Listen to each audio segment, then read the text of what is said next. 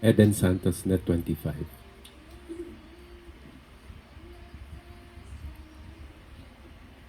Good morning po, Yusek. Sa last SONA po ni Pangulong Ferdinand Marcos Jr., yung third SONA niya ay hinighlight po yung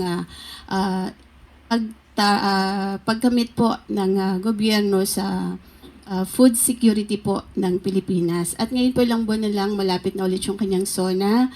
Kumusta na po yung status ng food security ng ating bansa? Ano na po yung mga naipatupad at ipatutupad pang programa at saan na po tayo patungo ngayon? Okay, kanina lamang po ay bisita natin si ASEC Irene Dumlao at sinagot niya na po ang ibang mga katanungan tungkol sa food security.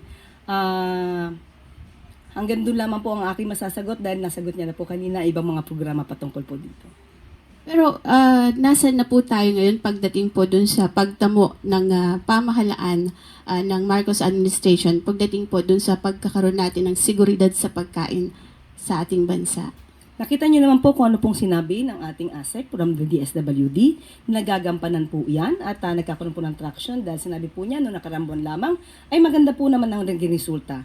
At mas maganda po kung muli natin maisasalang ang ating ASEC na si Irene Dumlao para po maitanong niyo po yan. Binigyan na po tayo kanina po kasi ng pagkakataon na maitanong ang tungkol sa food security. Sana po nadetali po niya kanina.